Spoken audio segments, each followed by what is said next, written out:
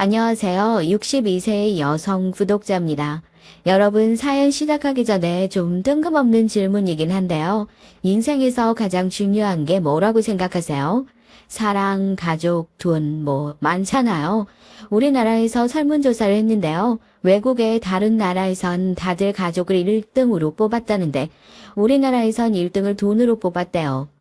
요즘 사는 게 많이 팍팍하고 돈 없으면 서러운 일이 많이 생기죠. 옛날에 왜 TV 광고 중에서 연예인이 나와서 부자 되세요 하던 그 TV 선전이 히트였던 적도 있었죠. 다들 기억나시죠? 그런 것들 보면 참 씁쓸하더라고요. 우린 정말 돈의 노예구나. 정말 돈이면 다 되는 세상인가 보구나 하고요.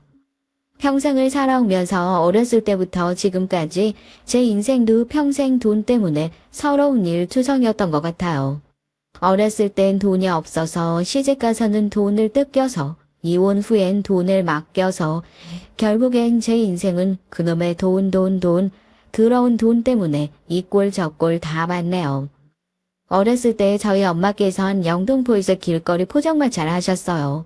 국밥도 팔고 오뎅도 팔고 가락국수도 팔고 그때는 길에 국수집이 되게 많았었는데 기억하시는 분이 있을지 모르겠네요.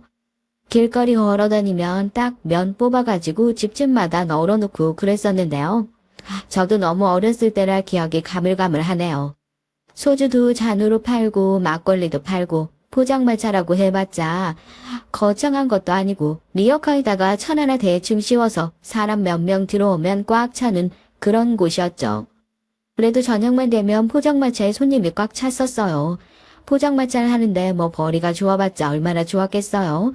그냥 엄마 2살 위에 오빠 그리고 저 그렇게 세 식구 근근히 먹고 살 수 있을 정도였죠. 엄마 나 문제집 좀 사게 돈 좀 주면 안 될까? 무슨 문제집을 또 산다고 그래. 아유 정말 지난번에도 문제집 산다고 돈 타간 지가 언젠데 그거 없으면 공부 못하는 거야? 아 애들한테 좀 빌려가지고 보면 안 돼? 엄마 나 오늘 애들이랑 영화 보러 가기로 했어. 지갑에서 돈 꺼내간다. 저희 집에 그랬어요. 대놓고 너 미워라 하진 않는데요. 없는 살림인데도 늘 오빠가 먼저 딸인 전 뒷전. 같은 자식인데 난 어디서 주워왔나 싶어서 서러웠던 게 하루 이틀이 아니었죠. 어렸을 때부터 그게 너무 자연스러우니까 저도 갖고 싶은 게 있으면 오빠 눈치 보면서 오빠한테 오빠 엄마한테 말 좀 해주라 하고 슬쩍 부탁을 하는 거예요. 그나마 다행인 게 저희 오빠가 또 그렇게 못된 사람은 아니었어가지고요. 제가 그렇게 엄마 앞에서 우물쭈물 말 못하고 있으면 엄마가 자기한테는 박하게 굴지 않는다는 걸 아니까 괜히 저렇게 핑계대고 지갑에서 돈 슬쩍 빼가지고 학교 가는 길에 기나마 너 일로 와봐라 하면서 주머니에 돈 슬쩍 넣어주고 가는 거죠. 똑같이 배 아파 낳은 자식인데 엄마는 왜 그렇게 나한테 주는 건 아까웠을까요? 오빠 대학 입학하는 날 우리 집에서도 대성할 인물이 났다면서 박수치면서 기뻐하는 엄마 모습 보면 그게 얼마나 부러웠는지 몰라요. 애초에 저한테 주어지지도 않았던 선택지였으니까요. 포장마차에서 뼈 빠지게 벌어서 번 돈으로 아들 번듯한 대학 보냈다는 사실이 엄마는 퍽 자랑스러웠을 겁니다. 그래도 회사는 다니고 싶어서요. 저요?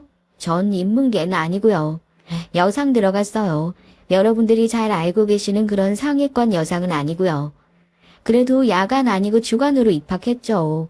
오빠가 한창 대학 다니고 친구들이랑 몰려다니면서 술 마시고 돌아다닐 동안 전 졸업해서 작은 중소기업 경리로 취업을 해가지고 퇴근하고 나면 다른 길로 안 새고 엄마 포장마차로 가서 일을 돕고 했었죠. 그래도 일찌감치 일을 시작해가지고 돈 버는 재미가 있었어요. 아유, 오늘은 네가 가게 뒷정리 좀 하고 문 닫고 들어와라. 엄마가 늦게 들어오는 오빠 밥 챙겨줘야 한다고 저한테 가게 정리를 자주 맡겼거든요. 그날도 이제 막 불 하나 탁 끄고 집기 정리 시작하려고 하는데 공장 잠바 입은 남자가 천막 쓱 열고 들어와서 여기 장사 끝났냐고 물어보더라고요. 이제 막 퇴근을 한 것 같은데 가라고 하기 그래서 앉아서 먹고 가라고 얼마나 배고팠는지 5분도 안 돼서 국수를 후다닥 먹더라고요. 정리 다 하고 집에 가려는데 아까 그 손님이 안 가고 밖에서 기다리고 있더라고요. 자기 때문에 늦게 끝난 것 같은데 깜깜해서 위험하니까 정류장까지 데려다 준다고요. 남편이랑 그렇게 만났네요. 그 다음에도 괜히 엄마한테 오늘도 내가 정리하고 간다고 혹시나 해서 기다리고 있으면 늦음악기 와가지고 국수 한 그릇 후다닥 먹고 가고 밖에서 기다리고 천천히 좀 먹으라고 괜히 타박도 하고 나이가 젊어 보였는데 저보다 5살이나 위라고 그러더라고요. 그 시절에 사귀는 게 어딨고 데이트라는 게 뭐 어디 있어요. 그냥 매일같이 그렇게 저녁만 되면 밥 먹으러 오고 매일 똑같이 국수만 먹으면 질리지도 않냐고. 자기는 이게 제일 맛있답니다. 집에서 반찬 훔쳐다 주고 그랬죠. 저도 같이 앉아서 먹고요. 꼬리가 길면 밟힌다고 회사에서 상사한테 엄청나게 깨진 날 남편 앞에 앉혀놓고 회사에서 뭐가 어쨌네 저쨌네 얘기를 하고 있는데 누가 천목을 확 열어서 쳐요. 도끼 눈을 뜬 엄마랑 눈 딱 마주치고 제가 엄마하고 소스라치게 놀랐죠. 남편도 젓가락을 툭 떨어뜨렸고요. 엄마가 지금 너 뭐 하는 거냐고, 뭐 하는 놈이냐고요. 어머님, 저 진엄 씨랑 교제하는 박정구라고 합니다. 교제? 무슨 웃기지도 않은, 딱 봐도 어디 기름밥이나 먹고 살 것 같은 놈이, 야, 우리 집이 포장마차 하고 있으니까 우스워 보여. 우리 아들이 땡땡 대학교 다니고 있어. 어디 하루 벌어 하루 먹고 살 것 같은 게, 넌 가게 보라고 하니까 무슨 이런 말 같지도 않은 놈을 꼬셔가지고 가게에서 붙어먹고 앉아있어. 꼴에 기집애라고 한심해가지고는 뜯어먹어도 제대로 된 놈을 뜯어먹을 생각을 해야지. 어이구 잘한다 잘해. 손을 들어 제 머리통을 기분 나쁘게 탁 치는 엄마를 보고 남편이 자리에서 벌떡 일어났어요. 어머님 뭔가 오해하고 있으신 것 같습니다. 기름밥 먹고 사는 건 맞는데 하루바로 하루 먹고 사는 놈 아니고 저 땡땡공장 정규직입니다. 땡땡공장 사장님이 저희 아버지세요. 남편과 만난 지 꽤 됐어도 집에 대한 얘기는 한 번도 한 적이 없었으니까요. 땡땡공장을 다니고 있는 건 알고 있었지만 땡땡공장이 부친의 회사라는 건 저조차도 모르고 있었던 사실이었습니다. 저도 깜짝 놀랐지만 저희 엄마 어지간히 속물이시거든요. 그 얘기 듣고 얼굴 색도 목소리도 확 바뀌셨죠. 저한테 넌 왜 이런 사람 만나는 걸 진작에 얘기 안 했냐면서요. 호칭도 이놈 저놈 뭐 하는 놈에서 언제 봤다고 박서방이랍니다. 기가 막히죠. 아이고 이제 퇴근한 사람을 여기 앉아서 국수나 먹이면 어떡해. 우리 집에 와서 밥이라도 제대로 먹고 가지. 그래서 그 만난 지는 얼마나 됐고 집에다가 인사는 언제 드리려고. 엄마가 더 귀찮게 할까봐 얼른 등을 떠밀었어요. 그날 집에 가서 난리가 났죠. 당장 애를 가져라 주저앉혀라. 너 시댁 가면 무조건 우리 집 돈 없다고 보태주고 없다고 해라. 그래야 하나라도 더 준다면서요. 그 소리 듣기 싫어서 이불을 머리 끝까지 뒤집어 썼습니다. 왜 이런 것을 가르쳐주는 것이 하필이면 우리 엄마일까 하고요. 부잣집 도련님이었던 걸 깜빡 속였던 남편. 너무 부담스러워서 헤어질까 고민도 몇 번 했었지만 집에선 엄마가 들들볶아. 저도 그땐 남편 좋아 죽을 때지. 결국 시댁에 인사하러 갔죠. 집은 포장마차 하겠다. 여상 졸업한 격리 며느리. 부잣집에 인사 갔다고 뭐라도 맞을까 싶어서 우산이라도 펼치고 들어가야 하는 거 아닌가. 쨍쨍한 날씨에 고민하면서 갔어요. 고급스러운 남편 차, 대궐같이 큰 집, 그리고 가장 비교되는 건 구김살이라곤 하나 없어 보이는 제 걱정이 무색할 정도로 환하게 웃으며 저를 맞아주시는 시부모님이었습니다. 현관문 열고 들어가자마자 발 시리겠다고 슬리퍼를 제 앞에 놔주시더라고요. 집에서 맨날 맨발로 장판 밟으면 쩍쩍 덜러붙는 소리만 났었는데 슬리퍼를 신고 사각사각 마룻바닥 밟는 소리가 왜 그렇게 어색하던지요. 오는데 힘들지 않았어요? 애가 남편 닮아서 운전은 영 소질이 없어가지고. 말투도 어찌나 교양 있는지 어색하게 괜찮다고 웃으면서 들어갔죠. 이렇게 좋은 집에 선물로 뭘 사갈지 몰라서 신촌의 크리스탈 백화점이었나요? 기억하시는 분이 있을지 모르겠네요. 저도 사연을 쓰면서 떠올려 보긴 했는데 영 가물가물해서요. 혼자서 몇 바퀴로 돌다가 결국 작은 머플러랑 쿠키 세트를 사서 들고 갔거든요. 뭘 이런 걸 다 사왔냐고 목에 대보시기도 하고 별것도 아닌데 귀한 선물을 받았다는 듯이 기뻐하시는 어머님. 다음에는 꼭 같이 가자고 제 것도 하나 사주신다고. 살면서 그런 환대는 집에서든 밖에서든 난생 처음이었죠. 솔직히요, 인사 가서 앉아있는데 저를 제외한 나머지 사람들이 전부 다 너무 친절하고 따뜻해서요. 그게 저희한텐 너무 가시방석이더라고요. 격리가 벌어봤자 얼마나 벌겠어요. 모은 돈이라곤 이 집 들어온 이후로 내가 모아둔 돈이 이걸 돈이라고 불러도 되나 싶을 정도로 민망하게 느껴지는 그런 수준이라고 해야 할까요? 거기다 고졸, 이쯤 되니까 왜 엄마가 그렇게 오빠 대학을 내세웠는지 알 것만 같은 기분이더라고요. 제가 살면서 한 번도 창피한 걸 느껴본 적이 없었거든요. 그런데 시댁에 들어온 그 순간부터, 그냥 이 환대를 받은 그 순간부터 사람들은 너무 좋은데 전 그냥 한없이 막 작아지고 창피한 거예요. 그동안 제가 비교할 대상이 없어서 창피한 줄 몰랐었거든요. 눈만 도루루 굴리고 있는데 시아버지가 먼저 물어보셨습니다. 사돈 어른께서 일찍 돌아가셨다고? 알사돈께서 혼자 자식 둘 키우느라 고생이 많으셨겠어. 영등포에서 장사하신다면서 결혼하시는데 도움 주실 순 있으시겠어? 그 얘기를 듣는데 순간 엄마가 시댁 가면 무조건 우리 집 돈 없다 해라 이 얘기 하셨던 게 생각나는데 시아버지께 어떻게 그런 소리를 해요. 저렇게 점잖으신 분한테요. 저 발 시릴까봐 뭐 하나 바르지도 않고 발등도 다 터져 있는 발 앞에다가 제 발보다 훨씬 더 고급스러워 보이는 슬리퍼 놔주셨던 분들인데요. 거기다 대고 어떡해요. 차마 말을 못하겠어서 입을 달달 떨리는 게 느껴지더라고요. 아버님이 그런 저를 슬쩍 보시더니 괜찮다고 우리 집이 결혼하는데 돈 달라고 할 집으로 보이냐고 그러시곤 더 이상 아무 말씀 안 하시더라고요. 그날 그렇게 인사 마치고 집에 오니까요. 전 심란해 죽을 것 같은데 엄마는 뭐 축제라도 온 것처럼 신나 보이는 거예요. 엄마가 저 붙들고 흔들면서 난리가 났습니다. 야, 갔다 왔으면 뭐라고 말을 좀 해봐. 너희 시댁에서 뭐라고 하든, 어? 아이, 그런 집은 뭐 얼마나 보태준대. 아니, 보태주는 게 아니지. 뭐 해준대? 집 해준대? 들어와서 살래? 아니, 얘는 인사를 갔다 와서 뭐 이렇게 입을 꾹 다물고 있어. 망감이 교차했습니다. 피곤해서 먼저 잔다고, 나중에 얘기하자고, 그냥 그렇게 대답하고 등을 돌리고 잔인 척을 했어요. 엄마가 오빠한테 콧방귀를 끼면서 저 들어라는 듯이 그러시더라고요.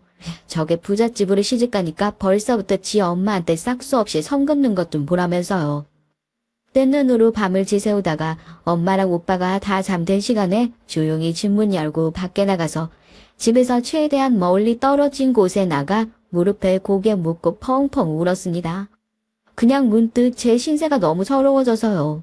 난 정말 그냥 딸이 아니라 뭐 훈수 같은 건가 하고요. 엄마는 아주 신났어요. 집에 가니까 반찬통에다 막 이것저것 담고 있더라고요. 먼지 보니까 김밥이며 번데기며 포장마차에서 파는 안주들이에요. 반찬통에 싸가지고 보자기로 꼭 묶길래 뭐 하는 거냐고 하니까 저희 시댁 가져다 주라면서요. 그 집이 아무리 부잣집이라고 하더라도 거기도 다 술 마시고 안주 먹고 하지 않겠냐고요.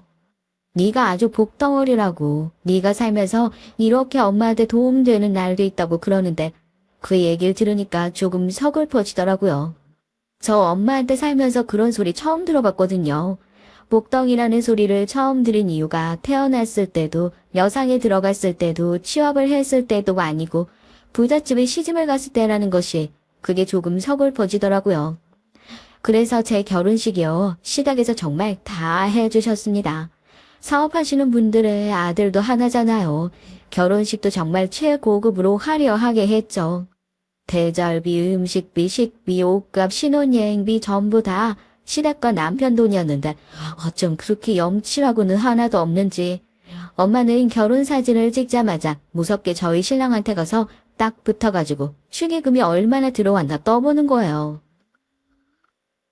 박서방, 확실히 사업하는 집이라 다르긴 다르네. 하객이며 정화아니며 아이고 나도 결혼식 다닐 만큼 다녀봤는데 이렇게 많이 들어온 건 처음 본다니까. 딱 축의는 얼마나 들어왔대? 글쎄요, 아직 계산을 해봐야 알 것 같은데요. 그거 사돈댁 다 드린다니? 사돈도 참 돈도 많으시면서 아이 너네는 안 주신다니? 여튼 계산하고 남은 나도 좀 알려다오. 그래도 오빠가 있었으니 망정이죠. 남편한테 부끄러운 줄도 모르고 이것저것 물어보신 엄마를 보고 민망해하며 못 들은 걸로 해라. 결혼식장 보니까 식대며 뭐며 내고 나면 남는 것도 없겠다 하고 질질 끌어내 줬습니다. 엄마는 한참을 여기저기 어디에 돈 나올 구석 없나 기웃거리시더니 한복자락 펄럭거리면서 저에게 와서 손을 척 내미시더라고요. 뭐 달라고 하셨냐고요? 패백 절값이요. 오빠 아직 결혼도 안 했는데 순서도 없이 결혼했으니까 나중에 오빠 결혼할 때 보댄다고 패백 절값은 본인 달라면서요.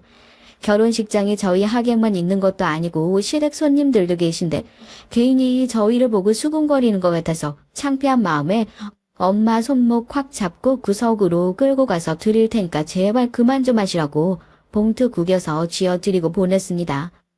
엄마 돈 욕심이요. 그동안 어떻게 참았나 싶어요. 안 드린 것도 아니에요. 제가 결혼하기 전에도 일 시작하고 난 이후부턴 그동안 키워준 것도 있고 돈 안 벌 땐 생활비 달라는 소리는 안 했는데 생활비도 받아야겠다고 큰 돈은 아니지만 생활비도 꼬박꼬박 보내드렸어요. 결혼하고 나서 끊어버리는 것도 웃기잖아요. 계속 보내드리고 있었고요. 그동안 여유롭게 살지 못했으니까 그때는 욕심을 아무리 부려도 내가 가질 수 있는 게 한계가 있잖아요. 그런데 이젠 딸 넉넉한 집안에 시집 보내놓고 나니까 딸 돈도 사위 돈도 시댁 돈도 다 본인 돈 같고 저게 원래 내 호주머니에 들어와 있어야 하는데 저기 다른 데 가 있는 것 같고 괜히 그렇게 욕심나고 그러신가 봅니다. 남편이랑 저랑 같이 만날 때마다 식사야 당연히 저희가 대접하죠. 그런데 밥을 다 먹고 은근히 아이고 집에 갈 차비가 없네. 주말에 미용실 가야 되는데 돈이 되려나 모르겠네 하면서 눈치를 주시는 겁니다.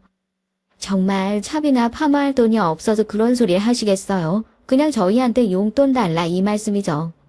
남편이 돈 꺼내려고 하면 제가 손을 막고 이건 제가 드리겠다고 그리고 다음부턴 그냥 저한테 말씀하셔라 하고 돈 드렸어요. 엄마가 어디 너한테 무서워서 뭔 말이나 하겠냐고 그래요. 결혼을 하고 시부모님과 사니까요. 비교를 안 할래야 안 할 수가 없었습니다. 그냥 다른 세상에 사는 것 같았어요. 비교만 되면 다행이게요. 저한테도 가정이 생겼잖아요. 친정 엄마 돈 욕심 많은 게 내 식구한테 피해를 주기 시작하니까 그때부터 아차 싶더라고요. 결혼하고 몇 년 후에 제가 아들을 낳게 됐어요. 남편 어렸을 때 사진이랑 쏙 빼닮은 아들을 보니까 얼마나 신기하던지요. 다들 그렇게 고생이 했다고 잘했다고 하는데 한달음에 달려온 저희 엄마 대뜸 뭐라고 하는 줄 아세요? 아침 저녁으로 출퇴근 하면서 제 산후조리를 해주시겠답니다. 산모가 몸을 제대로 풀어야지 안 그러면 나중에 골병 들어요. 너 엄마 말 들어? 낳은 사람이 제일 잘한다고 박서방 내가 아침 저녁으로 왔다 갔다 하면서 산후조리는 책임지고 할 테니까 걱정 말게. 시댁 식구들이 있는데 무대뽀로 찾아온 저희 엄마. 시부모님도 애둘러서 매일같이 안 힘드시겠냐. 뭐 한 달이면 되지 않겠냐. 괜찮겠다. 남편도 저한테 괜찮겠냐고 그럽니다. 괜찮을 리가 없죠. 대체 무슨 꿍꿍이로 저러시는지 감도 안 오는데요. 엄마 힘드시니까 나 정말로 괜찮다 얘기를 하는데도 지가 뭘 몰라서 그런다. 하여튼 내일부터 올 테니까 그런 줄 알아라 하고 막무가내도 이런 막무가내가 따로 없었어요. 그날부터 산후조리를 한답시고 거의 한 달을 시댁에 들락날락하면서 내 집처럼 있었다니까요. 마을이 좋아 산후조리지 제 침대에 누워서 코 골고 주무시고 냉장고 열어 음식 마음대로 꺼내 드시고 애는 그냥 제가 다 보고 집에 시부모님 안 계셔서 천만다행이다 싶을 정도였어요. 난리 피우신 거 치우느라고 오히려 산후조리는커녕 엄마 때문에 배로 더 피곤하고 힘들 지경이었죠. 남편이랑 시부모님 퇴근할 시간 되면 청소해놔야 되니까 빨리 가시라고 등을 떠밀기 바빴습니다. 대체 왜 이 말도 안 되는 짓을 자처하시나 싶었는데 엄마가 놓고 간 짐 챙겨드리려고 따라갔다가 우연히 통화하는 소리 듣고 알았어요. 이게 다 그놈의 돈 때문에 한 짓이라는 것을요. 박서방, 나 오늘 11시에 출근했으니까 일당 10만 원만 받을게. 내가 10시부터 출근했다고 하면 8만 원 달라고 하려고 솔직하게 얘기하는 거야. 세상에 내가 이렇게 양심적이다. 아이고, 하여튼 기남의 걔한텐 절대 말하지 마. 아주 또 지랄을 할 테니까. 엄마, 지금 뭐 하는 거야? 네, 갑자기 쳐들어와서 산후조리를 해준다는 이유로 제 남편한테 일당을 요구하고 있었던 겁니다. 깜짝이야 하고 전화를 탁 끊어버리시더니 아주 당당하게 그러시더군요. 그래, 내가 돈 좀 달라고 했다. 그냥 달라고 한 것도 아니고 너 돌봐주고 일당 달라고 한 건데 뭐가 어떠냐고요. 돌봐달라고 한 사람도 없고 돌봐주지도 않았는데 무슨 일당이요. 귀신이 씌어도 그렇게 돈독이 오를 수 없을 겁니다. 엄마, 내 엄마 맞아? 엄마가 내 인생에서 해준 게 뭐가 있다고. 엄마 나 결혼할 때 보태준 거 있어? 어렸을 때 오빠 말고 나한테 제대로 뭐 하나 해준 게 있어? 내가 그랬잖아. 차라리 나한테 그러라고. 달라고 할 거는 차라리 나한테 달라고 하라고. 왜 이 사람한테 그런 소리를 해가지고 날 이렇게 비참하게 만드냐고. 이 사람한테 왜 돈을 뜯어내냐고. 뭐, 뜯어내? 이게 지 엄마를 아주 깡패로 만드네. 야, 너 내가 키워준 건 생각도 안 해? 아, 어차피 이런 부잣집은 그 돈 나눠줘 봤자 스크래치 하나도 안 나. 너 아주 시집가더니 사람 무시하는 게 부잣집 사모님 다 됐다, 지 엄마한테 바락바락 대들기나 하고 내가 더럽고 치사해서 네 돈 받을 일 없으니까 아주 지 남편이라고 더럽게 싸고 도네. 획 돌아서 가버린 엄마의 뒷모습을 한참 동안 멍하니 바라보다가 집으로 돌아갔어요. 울고 있는 아들을 안아들고 저도 한참을 울었습니다. 제정신으로 못 살겠지 싶더라고요. 남편이 퇴근하고 돌아오기만을 기다렸죠. 집에 돌아온 남편이 다 들었냐고.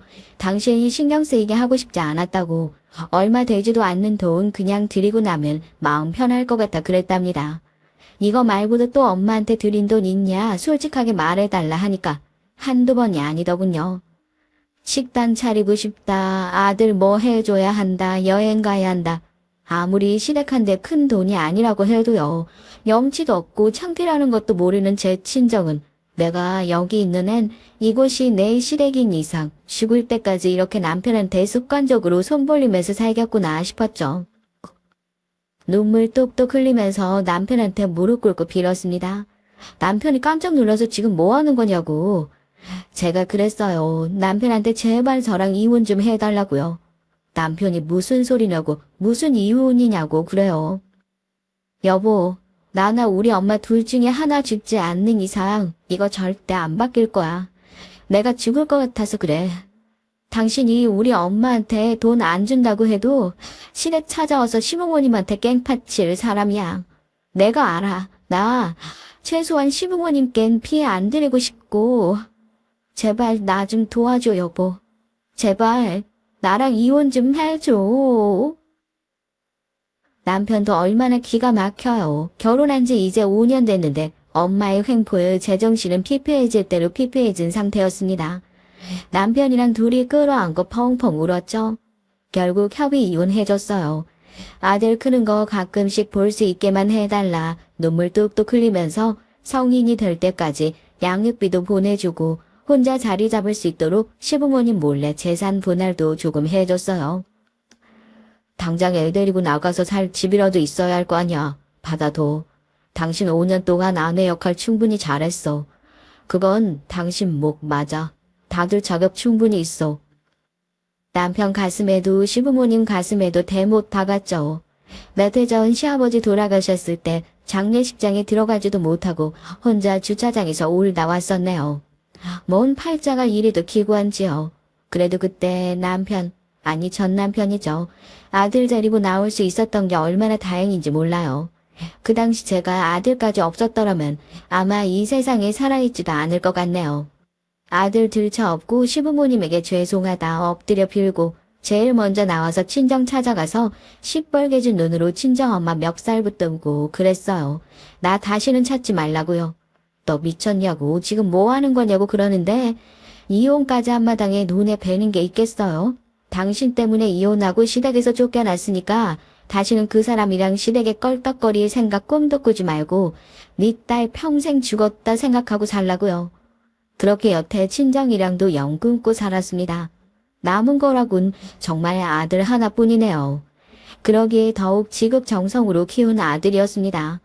친정과 시댁과도 최대한 멀리 떨어진 곳에 다시 자리를 잡고 이젠 아들 하나만 바라보고 살자 하면서 죽어라 열심히 살았죠. 커갈수록 제 아빠를 어찌나 꼭 닮던지 공부도 곧잘 하고 성실하고 예의 바르고 싹싹하고 아들 키우면서요. 다른 건 몰라도 돈 걱정 하나만큼은 안 하게 해주려 노력했습니다. 최소한 아들한테 손 벌리는 엄마로 살지 말자고 다짐했죠. 그렇게 죽어라 일은 한 덕분에 전 남편이 이혼할 당시에 나눠줬던 돈은 헤어진 이후에 아들과 같이 살지 구했던 것을 제외하곤 거의 손도 대지 않았어요. 아들이 다 커서 결혼할 때 되면 그때 뭐라도 하나 해줘야겠다 싶어서요. 결혼할 때 빈손으로 갔었던 거 그게 제 마음속에 뭔가 한으로 남아있었거든요. 세월이 약이라고 아들이 훌쩍 커버리는 모습을 보면서 영영 낫지 않을 것만 같았던 제 마음도 조금씩 나아가고 있는 것을 느꼈습니다. 어느덧 아들은 제가 직장을 갖고 결혼을 하고 이혼을 했던 아이들을 넘겨버리고 꽤나 어른스러운 모습으로 며느리를 데리고 왔으니까요. 아들이 제 이혼을 이해할 수 있는 나이가 되고 아버지의 존재에 대해 궁금해할 때쯤 전 남편과 만난 적도 있었기에 결혼식에 참석할 수는 없었지만 청첩장을 보내주어 소식을 전해주기도 했고요. 언제 이렇게 다 컸냐 뿌듯하더라고요.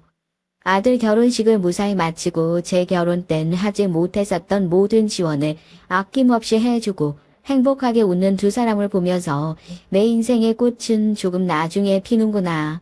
그래도 늦게나마 이렇게 볕들 날이 오는구나 했어요. 방금 뭐라고 하셨어요? 악성 종양이면 그러니까 이게 암이라고요? 저만큼 인생에 굴곡 많은 여자가 또 있을까요? 이쯤 힘들었으면 다 힘들었다고 생각했는데 그동안 고생했던 것들이 똘똘 뭉쳐 암덩어리가 된 건지 아니면 사는 동안 제가 너무 많은 사람들의 가슴에 못질을 한 것을 그대로 돌려받은 건지 아들 결혼시킨 지 얼마 되지 않아 받은 건강검진에서 암 진단을 받게 됐습니다. 예후가 좋지 않으니 빨리 가족들에게도 알리고 항암 치료를 시작하는 것이 좋을 것 같다는 의사 선생님의 말을 절망했어요. 아들 결혼시킨 지 얼마나 됐다고 또 다시 제가 아들에게 짐덩어리가 되어야 한다는 소리가 저한테는 암 선고보다 더 무겁게 느껴졌으니까요.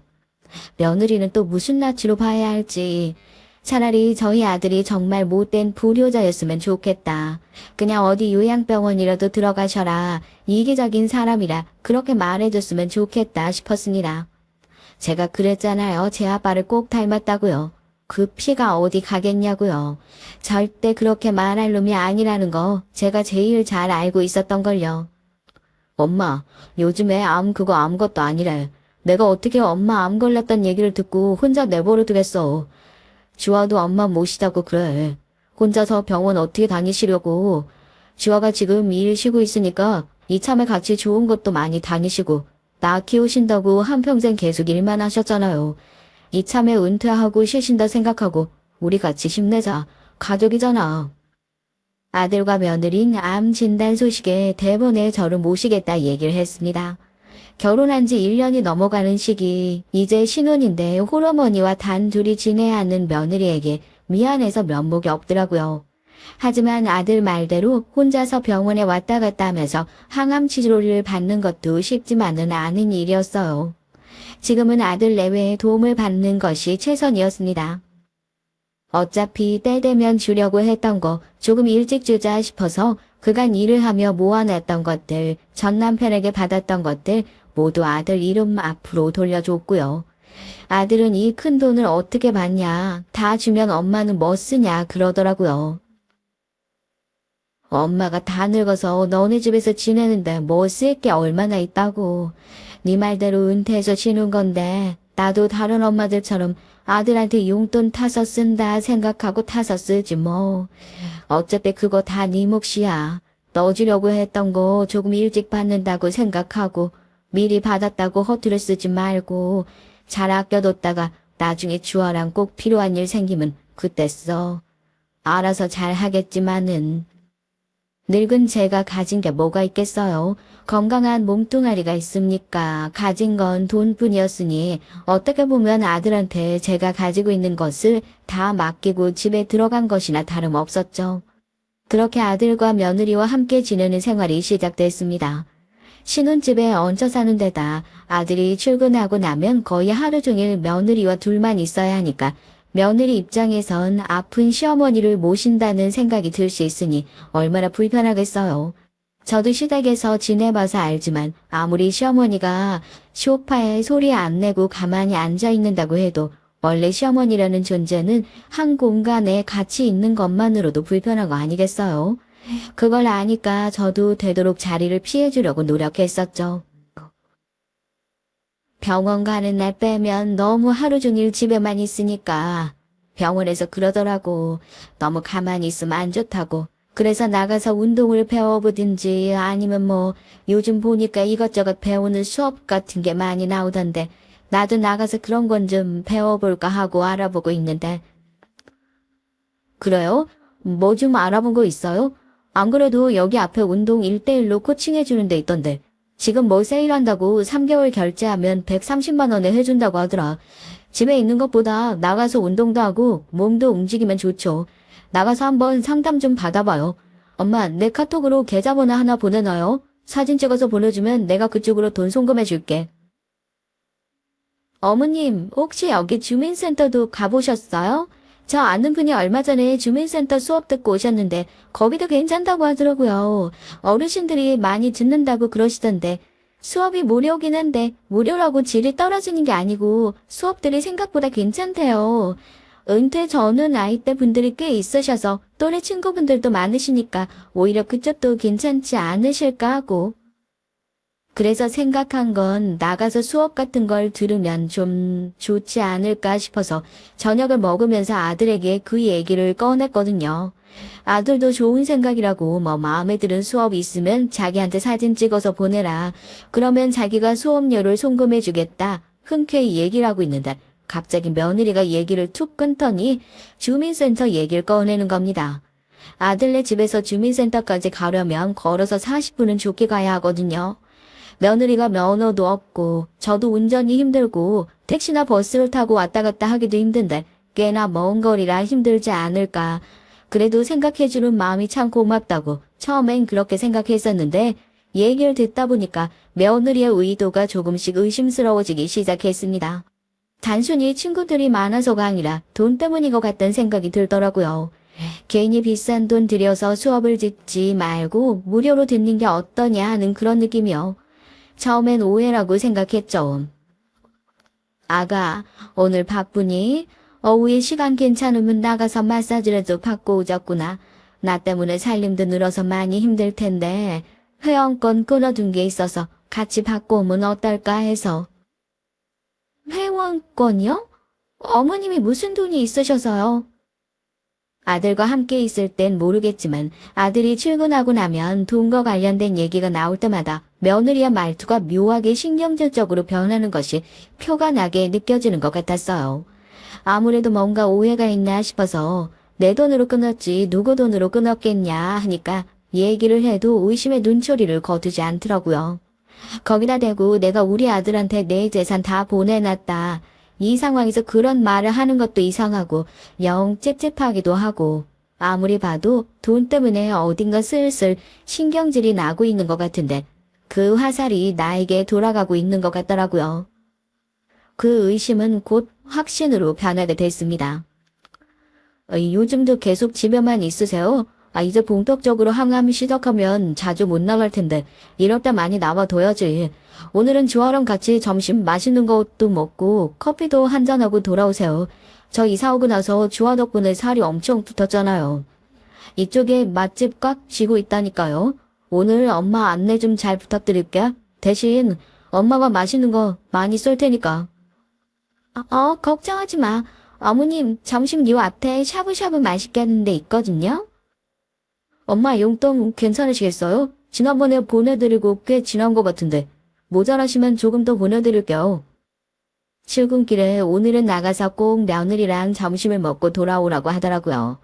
아들한테 용돈을 부탁해봤자 3만 원, 5만 원, 7만 원 항상 그때그때 필요한 액수로만 부탁을 했었고 오늘은 며느리에게 맛있는 것도 사주고 그동안 괜한 오해가 쌓인 게 있으면 얘기를 하고 좀 풀어줘야겠다 싶어 아들에게 그럼 넉넉하게 10만 원만 보내달라고 얘기를 했습니다. 아들은 웃으면서 엄마가 오늘은 제대로 한턱 쏘려나 보다 얘기를 하고 출근하고 오겠다고 집을 나섰죠. 기분 좋게 샤워를 하고 아가 슬슬 나갈 준비하자 하고 거실에 앉아 거울을 보면서 화장품을 바르고 있는데 분위기가 어째 쎄한 겁니다. 정작 며느린 대답도 없고요. 못 들었나 하고 힐끗 보니 부엌 쪽에서 팔짱을 끼고 대답도 없이 저를 못마땅한 표정으로 빤히 쳐다보고 있어요.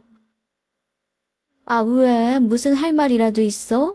아이, 곧 있으면 점심시간이라 사람 엄청 붐빌 텐데 조금 서둘러야 시간 맞춰서 갈 수 있을 것 같아서. 아, 진짜. 노인네 비위에 맞추기도 짜증나 뒤지겠는데.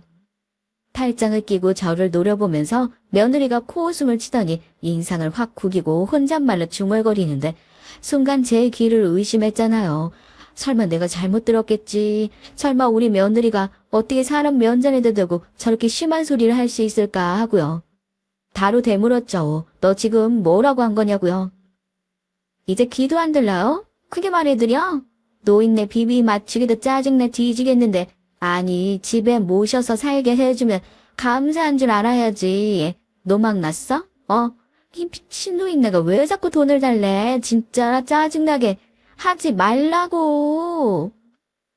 며느리는 발로 바닥을 구르면서 아악 하고 소리를 지르더니 그래도 분이 안 풀리는지 저에게 마구 달려들어서 제 얼굴이며 목을 마구 핥히기 시작했습니다.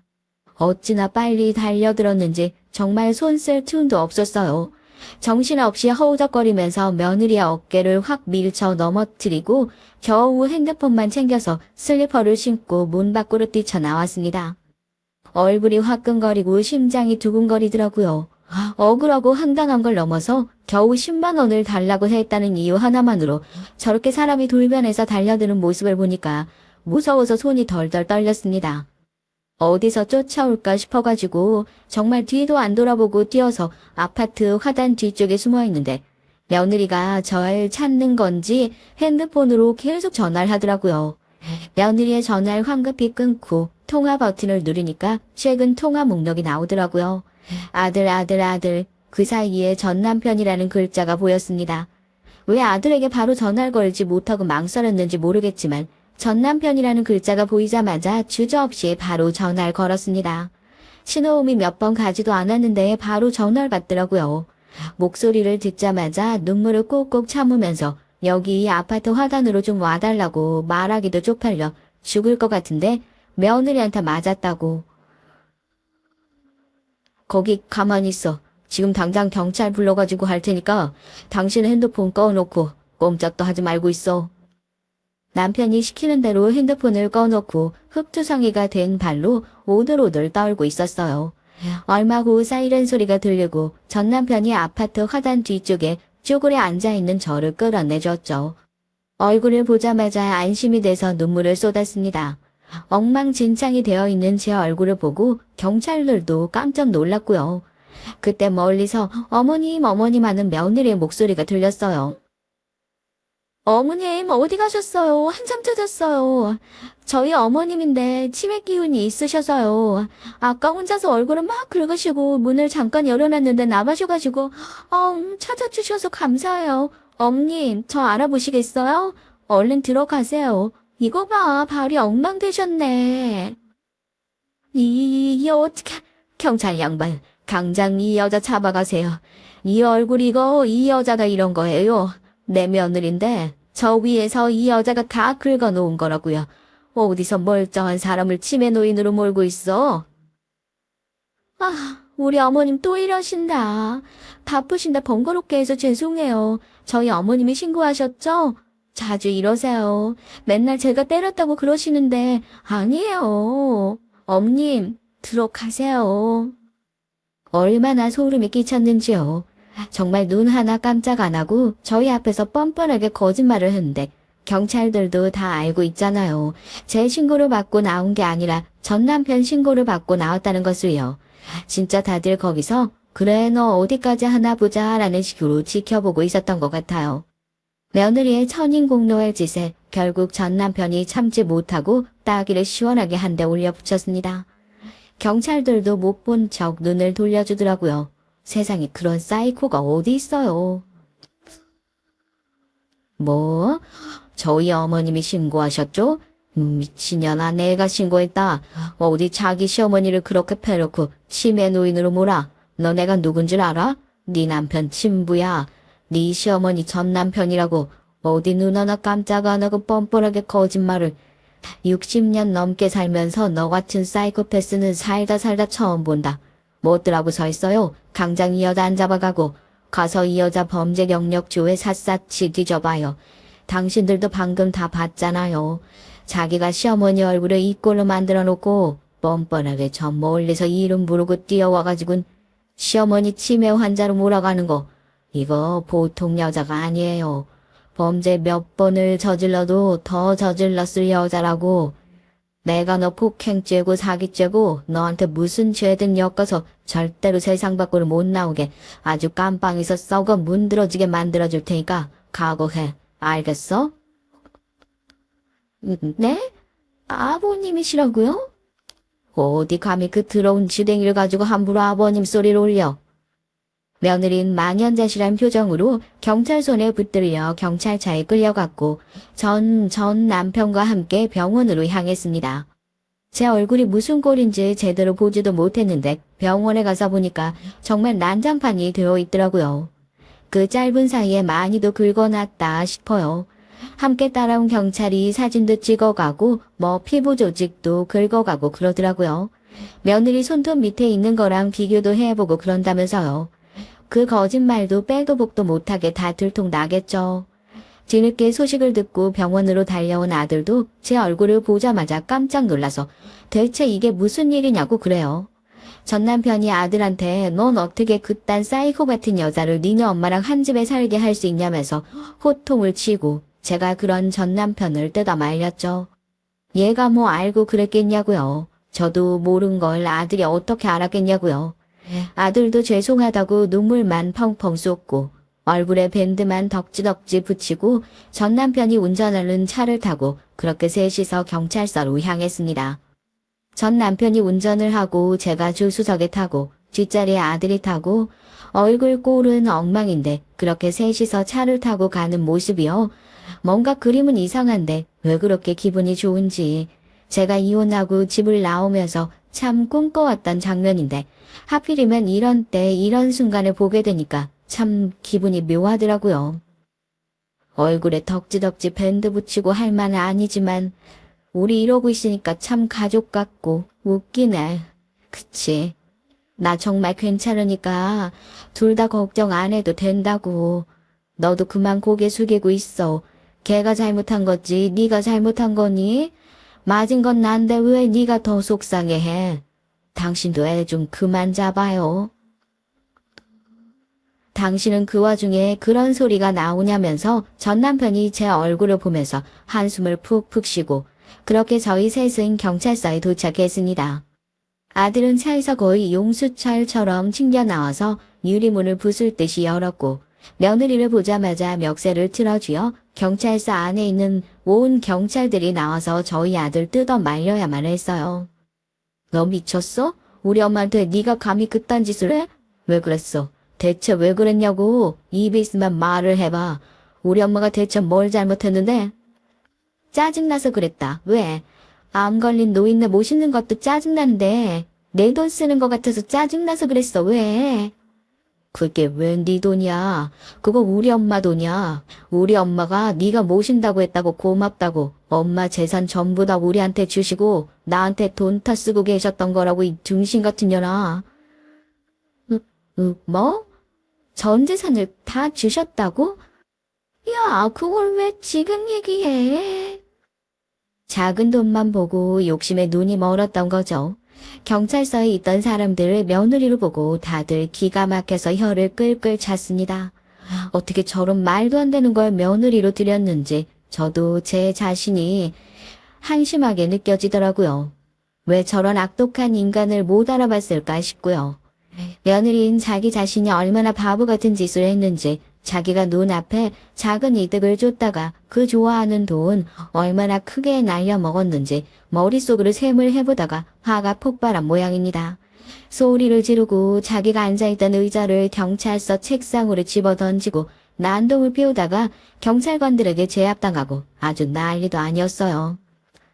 어이구, 저런 한심한 거. 깜빵 들어가서 너 좋아하는 돈 실컷 벌 수 있을 거다. 들어가면 너처럼 한심한 인간들 천지니까 거기서도 그렇게 난동 피우고 쌈박질 할 수 있는지 보자. 며느린 분하다는 듯이 소리를 질렀다가 울었다가 잘못했다고 빌었다가 미친 사람이 따로 없었어요. 하도 난리를 치는 바람에 결국 경찰들한테 질질 끌려 유치장으로 수감됐고, 저희 세 사람은 나란히 앉아서 참고인 조사를 받고 경찰서에서 나올 수 있었죠. 폭행죄가 빼도 박도 못하게 인정될 예정이라서 처벌을 피하긴 어려울 겁니다. 제 아들이 걱정이죠. 혼인신고까지 한 마당에 자기 마누라였던 여자가 자기 어머니로 이 꼴로 만들어놨으니 그 속이 얼마나 시끄럽고 심란할 겁니까. 그래도 이 난리통 속에 굳이 얻은 걸 하나 꼽아보자면 그날 이후로 저희 세 사람이 꽤나 가까워졌어요. 전 남편도 며느리의 처벌을 위해서 변호사며 뭐며 적극적으로 알아봐주고 있고, 제 항암 치료도 그렇고 얼굴에 흉터 치료 받으러 병원을 다니는 것도 세 사람이서 함께 다니고 있고요. 병원에 갔다 오는 날은 꼭 셋이서 같이 밥도 먹고 있습니다. 이혼한 전 남편과 아들과 나란히 다니며 뭔가를 한다는 것이 남들이 볼 땐 굉장히 이상하고 웃기는 조합으로 보이겠지만, 저희 사이엔 사람들에게 설명할 수 없는 무언가 끈끈한 유대감이 생긴 것 같아요. 전 남편을 보고 저기 소리만 했던 아들도 언제부턴가 자연스럽게 아버지 소리 하는 걸 보니까요. 처음 며느리에게 이 꼴을 당했던 땐 그런 생각이 들었어요. 아, 내 인생 여기서 더 나빠질 수 있을까? 나만큼 박복한 인생을 가진 사람이 또 있을까 하고요. 그런데 이젠 그런 생각이 들어요. 아, 내 인생이 여기서 더 나빠질 수가 없다. 젊었을 땐 친정과 그 난리통을 겪었지. 남편과는 이혼했지. 암 판정 받았지. 며느리한테 두들겨 맞기까지. 더 나빠질 곳이 없으니 이젠 좋아질 일만 남지 않았을까 하고요. 골짜기가 깊을수록 산세가 높은 법이란 말이 떠오릅니다. 전 남편과 나란히 앉아 밥을 먹고 있는 전 남편과 똑 닮은 얼굴의 아들을 보면서 그런 생각을 해요. 이것이 바로 진정한 전화위복이 아닐까 하고요. 제 몸속에 스멀스멀 자라고 있는 암세포가 쪼그라들 때쯤이면 제 인생에 퍼져 있을 불행도 더 이상 알아볼 수 없는 작은 크기로 줄어들기를 간절하게 바라봅니다. 이제 정말 더 나빠질 곳이 없지 않겠어요? 엄마 아빠가 이혼 한번 해본 경력직이니 아들 이혼시키는 것도 더 잘하지 않겠냐고 우스갯소리로 아들을 위로하는 웃기는 사람들입니다. 웃을 일 없지만 이렇게 억지로 웃을 일 만들면서 살고 있어요. 이젠 진짜로 제 인생에 억지 웃음 말고 진짜 웃음 가득한 날들만 가득하길 빌어주시면 감사하겠습니다. 안녕하세요. 저는 작년에 이혼을 하고 5살 된 딸아이를 혼자 키우고 있는 워킹맘입니다. 아이를 혼자 키운다는 것이 어렵고 힘들기도 하지만 주변의 좋은 분들 도움으로 어떻게든 헤쳐나가고 있죠. 사실 이혼 초반엔 정말 이제 세상 모든 것이 싫어서 마음도 입도 꼭꼭 걸어 닫고 살았어요. 요즘 이혼이 무슨 흠이 되는 세상도 아닌데 뭐 그렇게 유난이냐고 하시는 분들도 있으시겠죠. 실제로 그런 말을 듣기도 했고요. 하지만 전 너무나도 충격을 받아 쉽게 떨쳐내기 힘들었답니다. 한동안 정신과 치료를 받을 정도로 말이죠. 선이니 소개팅이니 질색하던 전 가장 친한 친구의 작전에 홀라당 넘어가서 전 남편과 선을 보게 됐어요. 전 남편은 사립고등학교 서무과에서 일하는 사람으로 첫인상은 딱히 기억에 남는 것이 없습니다. 그런데 전 남편도 저와 다를 바 없더군요.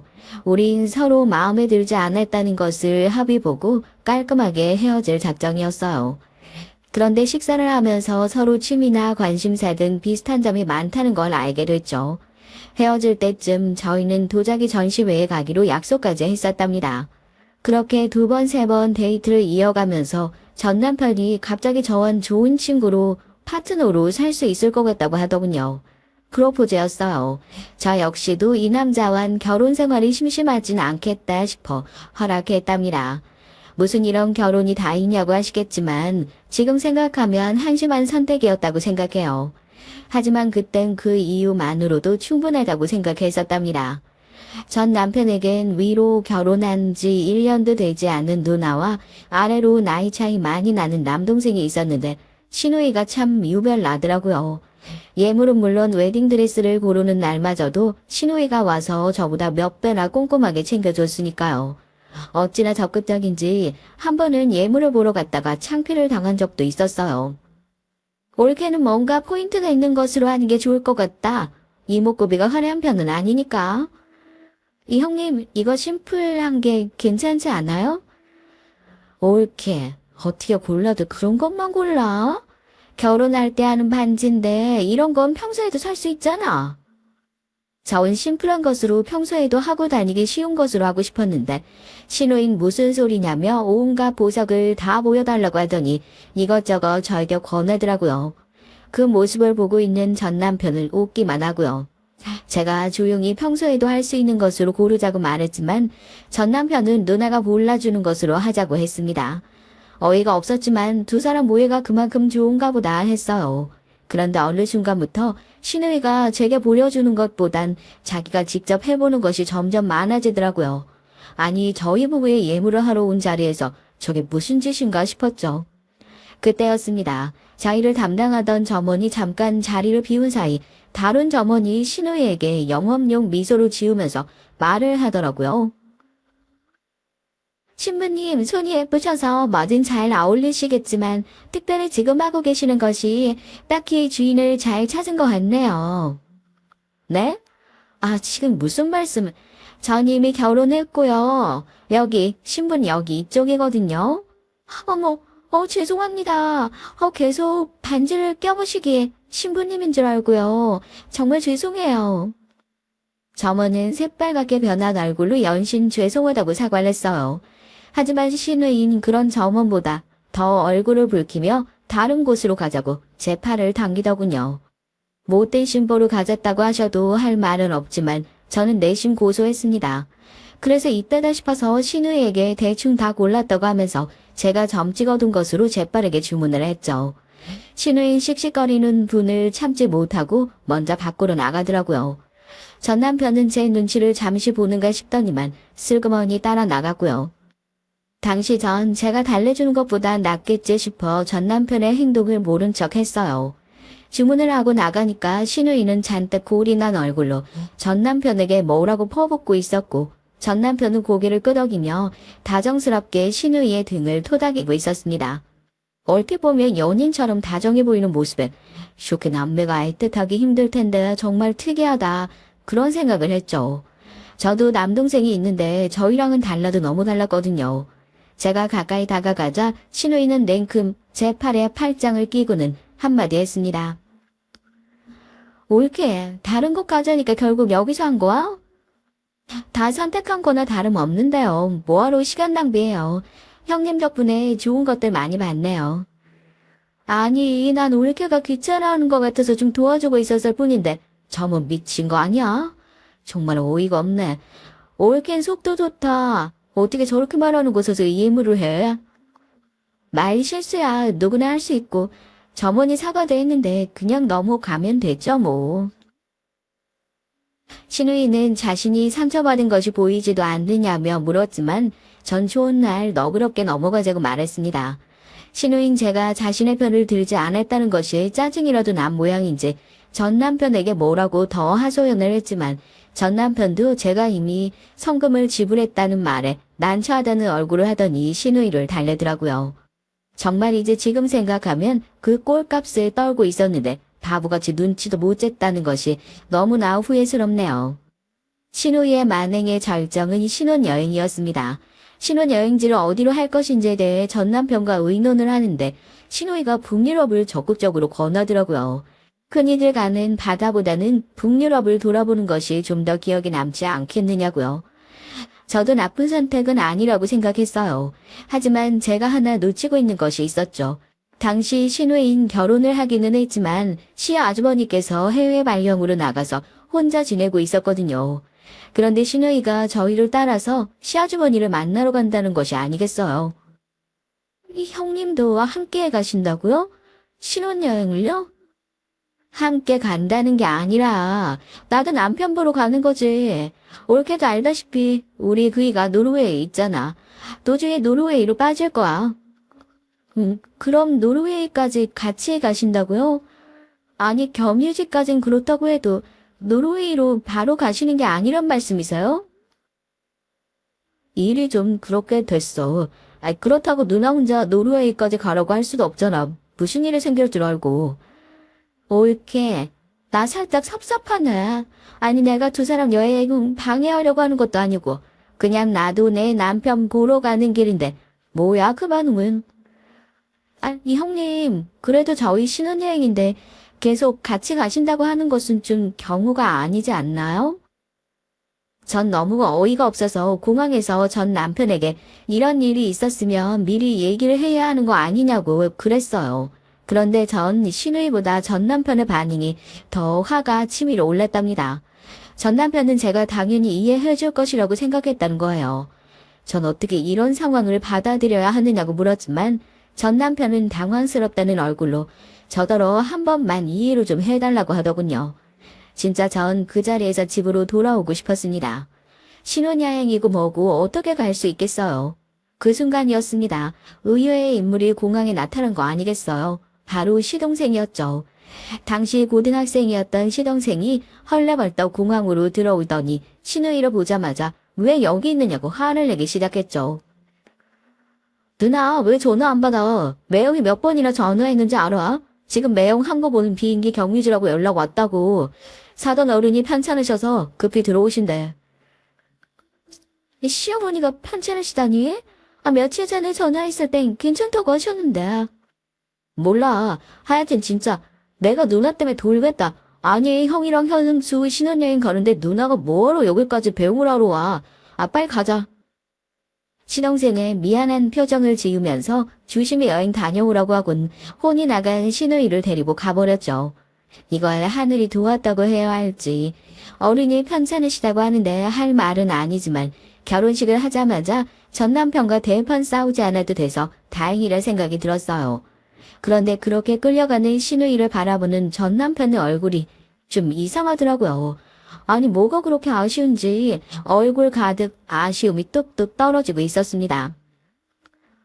당신 얼굴이 왜 그래? 이 형님이랑 같이 못 간 게 그렇게 아쉬워? 누나가 아이슬란드 가는 걸 엄청 기대했거든. 타임이 좀 아깝네. 아깝긴 무슨 세상 아무리 남매가 애틋해도 신혼여행을 같이 간다는 게 말이나 되는 소리야. 진짜 방금까지 나 이 여행이고 나발이고 다 때려치울 생각이었거든. 저의 솔직한 표현에 전 남편의 얼굴이 딱딱하게 굳히고는 그렇게 생각하는 저에게 실망했다고 하더군요. 전 귀를 의심했어요. 실망이라뇨. 실망을 하려면 제가 해야 하는 것 아닙니까? 아니 이 사연을 듣고 계신 분들은 어떻게 생각하세요? 제가 이해심이 부족한 그런 상황인가요? 아니잖아요. 그렇게 전 남편과 신혼여행을 냉랭한 분위기 속에서 시작했어요. 전 이렇게 여행을 하는 것이 의미가 있을까? 비행기 속에서도 오만 가지 생각이 들었죠. 그냥 경유지에서 다시 돌아올까 생각도 했고요. 그런데 경유지에 도착해서 전 남편이 미안하다고 제게 사과를 하더군요. 자신의 생각이 짧았다고 하면서요. 단지 자기인 신우이가 혼자서 노르웨이까지 간다는 것이 좀 불안해서 같이 가자고 한 것뿐인데 저의 기분을 생각하지 못했다면서 말이죠. 전 남편이 또 이렇게 사과를 하자 기분이 나빴던 마음이 좀 풀리는 것 같았습니다. 좋은 날이잖아요. 그래서 전 남편의 사과를 받아주고는 남은 시간을 충분히 즐기고 돌아왔어요. 드라마나 주변 얘기만 하더라도 시집살이가 보통이 아니라는데 전 그런 것들이 전혀 없었거든요. 제사도 없었고 명절에도 그냥 가족들끼리 모여서 식사하는 자리가 고작이었죠. 전 남편은 제가 일에 빠져 있는 것에 불만을 표현하지도 않았어요. 전 남편은 퇴근이 일정했고 거기다 요리가 취미라서 저녁도 담당했고요. 제가 야근한다고 늦는 날이면 회사까지 저를 데리러 오기도 했고요. 지인들은 제가 전생에 나라를 구한 것이 분명하다고 부럽다고 난리였습니다. 결혼한 지 1년이 되면서 저희 부부에게도 새 생명이 찾아왔고 꼭 건강한 딸아이를 낳을 수 있었어요. 그런데 임신 기간 동안 좀 이상한 일이 있었어요. 원래 시누이가 일주일에 몇 번은 저희 집에 왔었거든요. 혼자 저녁 먹기 싫다고 하면서 같이 밥을 먹자고 오는 일이 대부분이었고요. 야근을 마치고 집에 오면 시누이와 전 남편이 둘이서 술을 마시고 있기도 했어요. 전 남편과 의논할 일이 있어서 왔다는데 의논을 하러 왔으면 얘기나 할 것이지 술은 왜 마시는지 이해가 되지 않았지만 전 그저 남매 사이가 좋구나 그 정도로만 생각하고 넘겼습니다. 그랬던 시누인 제가 임신했다는 소식을 듣자마자 아예 저희 집 발길을 끊어버리지 뭐해요. 심지어 전화 한 통도 없었어요. 전 남편은 시누이가 잠시 시아주버님께 갔다고 하면서 신경 쓰지 말라고 하더라고요. 신혼여행 때 혼자 보내기 걱정스럽다고 말하던 사람이 무슨 바람이 불었는지 대수롭지 않다는 듯 반응을 하는 게 좀 이상하긴 했지만 전 그런가 보다 했어요. 제가 워낙 입덧이 심해서 몸이 힘들다 보니까 시누이에 대한 생각은 완전히 사라졌거든요. 그러던 어느 날이었습니다. 분명 노르웨이에 있어야 할 시누이를 백화점에서 본 거예요. 8개월쯤이었어요. 병원에 갔다가 친정 어머니와 백화점에 좀 갈 일이 있어서 기다리고 있는데 시누이가 유아복 전문점에서 친구랑 얘기를 하면서 이것저것 보고 있더라고요. 우리 아이한테 뭘 사주려고 하나 보다 싶어서 아는 척을 할까 말까 했는데 때마침 친정 어머니가 오셔서 그냥 넘어갔죠. 그래서 그날 저녁 전 남편에게 시누이가 한국에 왔느냐고 물었는데 당황하며 아직 노르웨이라고 하는 거예요. 그러면서 갑자기 시누이 얘기는 왜 꺼내느냐고 묻더라고요. 백화점에서 본 것 같아서 분명 이화복 매장에서 친구랑 있는 모습을 본 것 같은데. 백화점? 오늘 백화점 갔었어? 병원 가는 날이잖아.